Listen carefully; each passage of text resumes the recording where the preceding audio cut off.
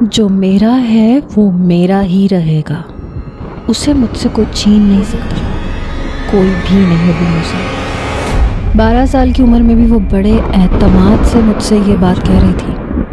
میں نے اس کی چھوٹی سی ناک پکڑی اور دبا دی۔ میں نے کہا بہت بڑی بڑی باتیں کرنی آ گئی ہیں تمہیں، کم بولا کرو لڑکی۔ میں نے اس کا گال تھپ تھپا کے کہا تھا۔ وہ میری چچا زاد تھی اور ہمارا گھر اوپر نیچے کا تھا، لیکن میرے والد اور میرے چچا میں بہت اتفاق تھا۔ میری عمر اس وقت 24 سال ہو گئی تھی۔ میں اس وقت یونیورسٹی میں تھا اور وہ 7ویں جماعت میں تھی۔ ہم 2 ہی بھائی تھے، بڑا میں تھا ابو موسیٰ اور مجھ سے چھوٹا بھائی عیسیٰ تھا۔ ہماری کوئی بھی بہن نہیں تھی، اس لیے چچا کی چھوٹی بیٹی نور بانو کو میں نے ہمیشہ اپنی چھوٹی بہن ہی سمجھا تھا۔ چچا کے پاس 2 ہی بچے تھے، ان کا بیٹا عیسیٰ کی عمر کا تھا، یہی کوئی 18 سال کا۔ یہ سمجھ لیں کہ ہمارے گھر میں بس وہی گڑیا جیسی لڑکی تھی جس سے ہم سب پیار کرتے تھے۔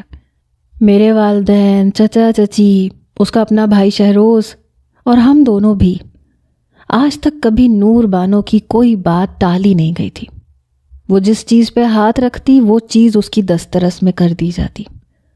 جیسے جیسے وہ بڑی ہوتی جا رہی تھی ہم سب اس کے نخرے اٹھاتے تھے۔ نور بانو کے شوق نرالے سے تھے، اسے لڑکیوں کی طرح گڑیوں سے کھیلنے کی عادت نہیں تھی۔ وہ بیٹ بال سے کھیلتی تھی، فٹ بال کھیلتی تھی۔ آزادی منانے کے لیے جب ہم سب لڑکے چھت پہ پٹاخے پھوڑتے، فائر کرتے، تو وہ ہمارے ساتھ مل کر یہ سب کچھ کرتی تھی، یہاں تک کہ پتنگ بھی اڑاتی تھی۔ میں نے کبھی غور نہیں کیا تھا کہ وہ ہر وقت میرے ساتھ ساتھ رہتی تھی۔ میں پتنگ اڑا رہا ہوتا تھا تو ڈور اس کے ہاتھ میں ہوتی تھی، ساتھ ساتھ اس کی چبڑ چبڑ زبان چلتی رہتی تھی۔ جب 12 سال کی ہوئی تو کہنے لگی، ابو موسیٰ یہ مجھے دو، میں اڑاؤں گی۔ میں نے کہا ہاتھ کٹ جائے گا تمہارا، عام ڈور نہیں ہے، یہ بہت سخت ہے۔ کہنے لگی جب آپ کا نہیں کٹا تو میرا ہاتھ کیوں کٹے گا؟ میں نے کہا اس لیے کیونکہ تم لڑکی ہو۔ وہ کہنے لگی تو کیا ہوا، مجھے دینا، مجھے سکھائیں کیسے اڑاتے ہیں۔ میں نے کہا تم باز آ جاؤ، نہیں اڑے گی تم سے۔ وہ کہنے لگی آپ سکھائیں گے تو آ جائے گی۔ دیکھیں آپ نے پینسل پکڑ کے لکھوانا بھی تو سکھایا تھا نا مجھے، اور مجھے لکھنا آ گیا۔ اور وہ کیا ہے جو نور بانو نہیں کر سکتی؟ وہ سب کچھ کر سکتی ہے۔ چھت پہ عیسیٰ بھی کھڑا تھا اور شہروز بھی۔ عیسیٰ کہنے لگا میرے بھائی کا پیچھا چھوڑو، جاؤ اپنے بھائی سے جا کے سیکھو۔ شہروز کہنے لگا نہیں نور بانو، میرے پاس مت آنا، اس وقت میں ابو موسیٰ کو بیٹ کر رہا ہوں۔ میری پتنگ اس کی پسند سے کافی آگے ہے، اگر تمہیں سکھانے لگ گیا تو ہار جاؤں گا۔ بسنت کا مہینہ تھا اور لاہور کی ہر چھت پہ پتنگیں اڑائی جا رہی تھیں۔ ہمارا بھی یہی کام تھا۔ جب میری چچی اوپر آئیں تو کہنے لگی نور بانو تم یہاں ہو، میں پورے گھر میں تمہیں تلاش کر رہی ہوں۔ چچی کے ہاتھ میں پکوڑوں کی پلیٹ تھی۔ پکوڑے دیکھ کے نور بانو نے ڈور وہیں پھینکی اور کہنے لگی امی یہ تو آپ نے بہت اچھا کیا۔ اس نے چچی کے ہاتھ سے پکوڑوں کی پلیٹ پکڑی جس کے اندر چھوٹی سی پیالی میں چٹنی بھی رکھی ہوئی تھی، پھر میرے پاس آ گئی۔ کہنے لگی ابو موسیٰ جلدی سے منہ کھولیں، بہت مزے کے پکوڑے ہیں۔ میں نے کہا تنگ مت کرو، یہ شہروز کے بچے کو آج میں ہرا کے چھوڑوں گا۔ لیکن نور بانو بہت ضدی تھی، کہنے لگی منہ کھولے ہیں۔ میں نے کہا اچھا۔ سب سے پہلے اس نے مجھے کھلایا تھا، لیکن آدھا پکوڑا خود کھا گئی تھی۔ چچی کہنے لگی یہ تم یہاں کیا کر رہی ہو؟ وہ کہنے لگی آپ کو نظر نہیں آ رہا مقابلے بازی ہو رہی ہے، میں وہ دیکھ رہی ہوں۔ چچی کہنے لگی رنگ کالا ہو جائے گا تمہارا، پورا دن دھوپ میں پتنگ اڑاتی رہتی ہو۔ وہ کہنے لگی تو کیا ابو موسیٰ کا نہیں ہوگا کیا؟ شہروز بھائی بھی تو ہیں۔ یہ سن کے چچی نے اس کے سر پہ تھپکی لگائی۔ وہ کہنے لگی وہ لڑکے ہیں، لڑکوں کی خیر ہوتی ہے۔ وہ کہنے لگی پھر میری بھی خیر ہے، میں بھی کالی ہو جاؤں گی تو کوئی فرق نہیں پڑتا۔ شہروز کہنے لگا ادھر پکوڑے ادھر لے کے آؤ، سارے تمہارے لیے نہیں ہیں۔ وہ ایک کے بعد ایک پکوڑا کھا رہی تھی۔ وہ کہنے لگی آپ کو کیوں دوں، یہ سب یا تو میں کھاؤں گی یا پھر ابو موسیٰ۔ یہ سن کر شہروز نے مجھے کھا جانے والے انداز سے دیکھا تھا اور میں اسے چڑھانے لگا۔ میں نے کہا دیکھ لو، نور بانو کو سگے بھائی کے بجائے میری فکر ہے، اپنے بڑے بھائی کی۔ بہرحال وہ دن بھی گزر گیا تھا۔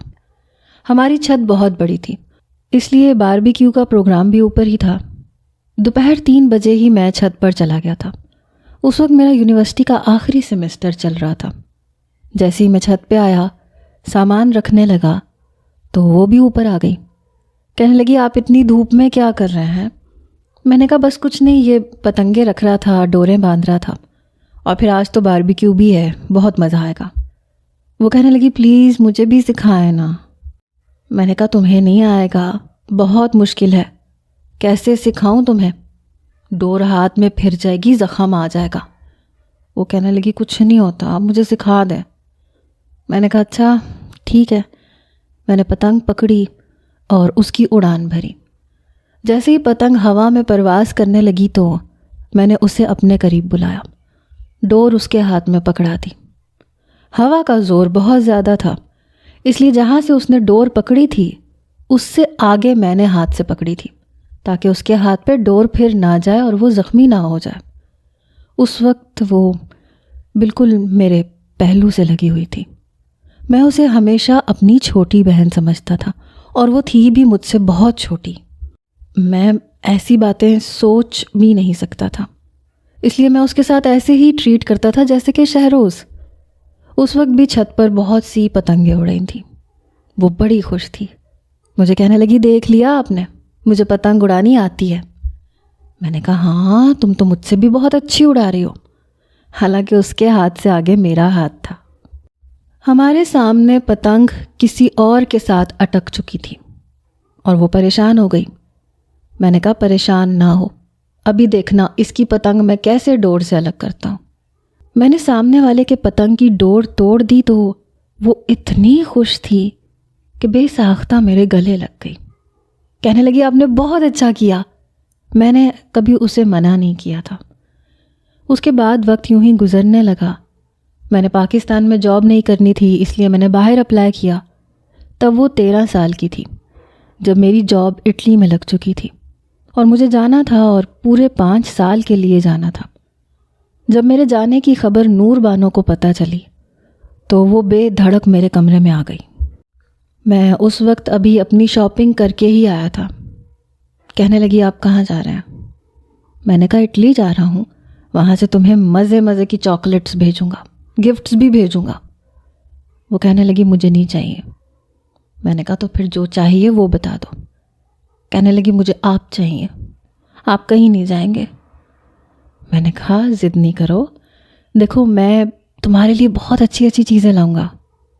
لیکن وہ رونے لگی، پھر کہنے لگی پلیز مت جائیں۔ میں نے کہا دیکھو تمہاری ہر بات پوری نہیں کر سکتا، مجھے جانا ہے، اپنا کریئر بنانا ہے، اور پھر 5 سال کے بعد میں آ جاؤں گا۔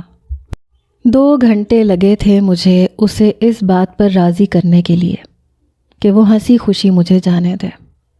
اس کو میں مارکیٹ لے کے گیا، وہاں گول گپے کھلائے، دونوں ہاتھوں میں بھر بھر کے چوڑیاں پہنائی، ساتھ میں جو کہتی رہی میں اسے دلاتا رہا۔ رات دیر تک وہ میرے ساتھ باہر گھومتی رہی، پھر گھر آئی۔ یوں تو میرے والدین بھی اداس تھے، لیکن جانتے تھے کہ میں اپنے بہترین مستقبل کے لیے ہی جا رہا ہوں۔ جانے سے پہلے میں امی سے کہہ کے گیا تھا کہ خالہ کو کہیے گا زینب کو میری امانت سمجھے، میں جب آؤں گا تو پھر اسی سے شادی کروں گا۔ زینب میری خالہ زاد تھی اور عیسیٰ کی عمر کی ہوگی، مجھ سے 5 سال چھوٹی تھی اور مجھے پسند بھی بہت تھی۔ میری والدہ مسکرانے لگی، کہنے لگی ٹھیک ہے کہہ دوں گی۔ جس دن میں اٹلی جانے لگا تو نور بانو بہت روئی، وہ بے تحاشا روئی تھی۔ مجھے سمجھ نہیں آ رہا تھا کہ اسے سنبھالوں کیسے۔ وہاں سب کی آنکھوں میں آنسو تھے، لیکن وہ چھوٹے بچے کی طرح رو رہی تھی، چپ ہی نہیں ہو رہی تھی، میرے ساتھ لگی ہوئی تھی۔ میں نے کہا گڑیا ایسے نہیں کرتے، آ جاؤں گا یار، پھر چاکلیٹس بھی تو بھیجوں گا تمہیں۔ عیسیٰ کہنے لگا اتنا تو میں نہیں رویا، میرا تو سگا بھائی ہے، تم تو ایسے رو رہی ہو جیسے پتہ نہیں کیا ہے۔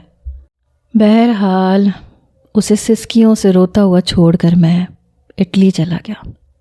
جب بھی میں لاہور فون کرتا اور نور بانو کو پتہ چلتا کہ میں ہوں تو وہ سب سے فون چھین کر مجھ سے باتیں کرنے لگتی۔ کیسے ہیں آپ؟ مجھے بھول تو نہیں گئے نا؟ میں نے کہا میں کیسے بھول سکتا ہوں؟ اچھا بتاؤ کیا بھیجوں؟ پھر اس کی ایک لمبی چوڑی لسٹ شروع ہو جاتی تھی۔ اچھا ٹھیک ہے، اب امی سے بات کروا دو۔ وہ کہنے لگی کیوں کرواؤں؟ ابھی مجھے آپ سے ڈھیر ساری باتیں کرنی ہیں۔ میں کہتا پلیز پہلے امی سے بات کروا دو۔ جہاں تک مجھے یاد ہے ان 5 سالوں میں میری اپنی والدہ سے بس 1 یا 2 منٹ کی بات ہوئی ہوگی، باقی وقت نور بانو ہی مجھ سے بات کرتی تھی۔ وہ فون چھوڑتی ہی نہیں تھی۔ یہ اس وقت کی بات ہے جب ایک ہی ٹیلی فون ہوا کرتا تھا۔ ایسے ہی 5 سالوں میں نے خالہ کے گھر بھی فون کیا تھا۔ خالہ کی خیریت پوچھتا تھا، لیکن زینب نے مجھ سے بات کرنے کی کوشش نہیں کی۔ بہت دل چاہتا تھا کہ کبھی میں غلطی سے اس کی آواز ہی سن لوں، لیکن کبھی اتفاق ہی نہیں ہوا۔ امی سے میں اس لیے بات کرتا تھا تاکہ ان سے پوچھ سکوں کہ خالہ نے کیا جواب دیا، لیکن نور بانو کچھ پوچھنے ہی نہیں دیتی تھی۔ وہ تو بات ہی نہیں کرنے دیتی تھی۔ وہ بس کہتی تھی کہ بس ابو موسیٰ آپ کو نہیں پتہ، پورا دن میں آپ کے فون کا انتظار کرتی ہوں، اب آپ ہفتے میں صرف 1 بار فون کرتے ہیں۔ میں نے کہا کہ یہاں سے فون کرنے پہ بہت زیادہ پیسے لگتے ہیں، میں لمبی لمبی باتیں نہیں کر سکتا۔ وہ کہنے لگی تو میں کیا کروں، مجھے تو بات کرنی ہے نا۔ 5 سال بعد جب میں نے واپس لاہور جانا تھا تو میں بہت خوش تھا۔ 5 سال بعد میں نے اپنوں کو دیکھنا تھا۔ ایک لمبی چوڑی لسٹ تھی نور بانو کی، ایک بیگ تو اسی کی فرمائشی چیزوں سے بھرا ہوا تھا۔ میری نظر میں وہ ابھی بھی 13 سالہ گڑیا سی نور بانو تھی، 2 چٹیاں باندھے ہوئے، فراک پہنے ہوئے۔ زینب کے لیے البتہ میں نے سونے کی انگوٹھی خریدی تھی جس پہ ڈائمنڈ لگا ہوا تھا۔ سوچا تھا کہ جاتے ہی منگنی کی رسم اور پھر کچھ ماہ بعد ہی شادی کروں گا۔ میں پاکستان پہنچا تو میرے والد اور چچا ہی مجھے لینے آئے، حالانکہ مجھے تو لگا تھا کہ سب لوگ پہنچے ہوئے ہوں گے۔ ابا کہنے لگے ہم نے گھر میں کسی کو نہیں بتایا کہ تم آ رہے ہو، اس لیے ہم دونوں تمہیں لینے آئے ہیں۔ گھر والوں کے لیے تمہاری آمد سرپرائز ہے۔ جب میں لاہور پہنچا تھا تو اتفاقاً بسنت تھی اور وقت بھی شام کا تھا۔ جب اپنے گھر کے سامنے گاڑی کھڑی ہوئی تو میں نیچے اترا تو میری پہلی نظر اوپر کی جانب اٹھی۔ سرخ رنگ کی چست قمیص پر پیلے رنگ کی پٹیالہ شلوار اور پیلا دوپٹہ گلے میں پہنے وہ پتنگ اڑا رہی تھی، بڑے ماہرانہ طریقے سے۔ جیسی ہی اس کی نظر نیچے پڑی اور مجھ سے نظروں کا تصادم ہوا تو اس کے ہاتھ سے پتنگ کی ڈور چھوٹی تھی۔ دونوں ہاتھ اس نے حیرت سے اور خوشی سے اپنے ہونٹوں پہ رکھے، پھر کہنے لگی ابو موسیٰ، ابھی ڈور بیل میرے ابا نے بجائی ہی تھی کہ وہ اچھلتی کودتی مین ڈور تک پہنچی اور دروازہ کھول دیا۔ اتفاق تھا کہ میں اس وقت گیٹ کے بالکل سامنے کھڑا تھا۔ اس نے دروازہ کھولا، بری طرح سے ہانپ رہی تھی، چھت سے سیدھی بھاگتی ہوئی نیچے آئی تھی، لیکن میں اسے پہچان ہی نہیں پایا۔ وہ اتنی بڑی ہو گئی تھی، بالکل بدل چکی تھی، لگتا ہی نہیں تھا کہ یہ وہی ہے، وہی نور بانو ہے۔ مجھے دیکھتے ہی بے ساختہ آگے بڑھی، میرے ساتھ لگ گئی۔ پہلی بار میرے دل کو جھٹکا سا لگا۔ اب وہ چھوٹی بچی تو نہیں تھی، اچھا خاصا قد نکال چکی تھی۔ یہ دیکھ کر میرے پیچھے سے میری چچی آئی اور ایک تھپکی اس کے سر پہ لگائی، کہنے لگی پاگل لڑکی، چھوڑو بھائی کو، اتنی بڑی ہو گئی ہو لیکن عقل تمہارے گھٹنوں میں ہے، کوئی یوں بھی بھائی سے ملتا ہے؟ میں نے کہا چھوڑے چچی، عقل ہی تو نہیں ہے اسے۔ میری چچی نے میرے سر پہ پیار دیا۔ میری والدہ بھی آ گئیں کیونکہ وہ چھت سے نیچے مین گیٹ تک آتے آتے شور مچا چکی تھی کہ موسیٰ واپس آ گیا۔ عجیب لڑکی تھی، اپنی حرکت پہ ذرا بھی اسے شرمندگی نہیں تھی، بس چچی کو گھور گھور کے دیکھ رہی تھی۔ وہ کہنے لگی ایسا بھی کیا کر دیا میں نے، 5 سال بعد آئے ہیں، اب کیا میں ان سے مل بھی نہیں سکتی؟ شہروز کہنے لگا عقل ہوتی تو تم آج یہاں ہوتی، امریکہ کی صدر بن چکی ہوتی، ہٹو پیچھے۔ اس نے نور بانو کو پیچھے ہٹایا اور میرے گلے لگ گیا۔ اس کے بعد عیسیٰ کی باری تھی۔ میرے چچا کہنے لگے ارے بچے کو گھر کے اندر تو آنے دو، گیٹ پہ ہی شروع ہو گئے ہو سب کے سب، پیچھے ہٹو سب لوگ۔ چچا نے سب کو پیچھے کیا، پھر میں اندر آیا۔ میری والدہ نے باورچن کو کہا کہ جلدی سے ابو موسیٰ کے لیے پلاؤ بنا لو، اسے پلاؤ بہت پسند ہے، ساتھ میں شامی کباب بنا لو۔ پھر مجھ سے کہنے لگی، بیٹا اگر تم بتا دیتے کہ تم نے آنا ہے تو میں تمہاری پسند کا کھانا بنوا لیتی۔ میرا بچہ پردیس میں نہ جانے کیا کیا کھا کھا کے تنگ آ گیا ہوگا۔ تنگ تو میں واقعی آ چکا تھا۔ میں نے کہا میں تو ابا اور چچا کو بولا تھا، سرپرائز دینے کا پلان ان لوگوں کا تھا، میرا نہیں۔ میرے والد بھی ہنس رہے تھے، چچا بھی۔ میری والدہ کہنے لگی ہمیں تو بتا دیتے۔ میرے والد کہنے لگے اگر بتا دیتے تو سرپرائز ہی نہ ہوتا، چلو اب بنا لو، اس نے کون سا بھی کھانا کھایا ہے۔ میں نے کہا ہاں میں ابھی صرف چائے پیوں گا۔ نور بانو کہنے لگی چائے میں بناؤں گی آپ کے لیے۔ میں نے کہا اچھا اتنی بڑی ہو گئی ہو کہ تمہیں چائے بنانی آتی ہے؟ کہنے لگی اور کیا، مجھے وہ سب بنانا آتا ہے جو آپ کو پسند ہے۔ رات کو میں اپنے ہاتھ کا پلاؤ بنا کے آپ کو کھلاؤں گی۔ میں نے کہا یہ تو بڑی اچھی بات ہے۔ کچھ دیر سب سے بات کرنے کے بعد میں اپنے کمرے میں آ گیا، پھر نہا کے فریش ہوا۔ ارادہ یہ تھا کہ 1-2 گھنٹے سو جاؤں گا، لیکن اسی وقت عیسیٰ میرے کمرے میں نازل ہو گیا۔ میں ابھی لیٹنے کے بارے میں سوچ ہی رہا تھا جب وہ دھڑام سے میرے بیڈ پہ بیٹھا۔ میں نے کہا عیسیٰ پلیز ابھی مجھے تھوڑی دیر سونے دو۔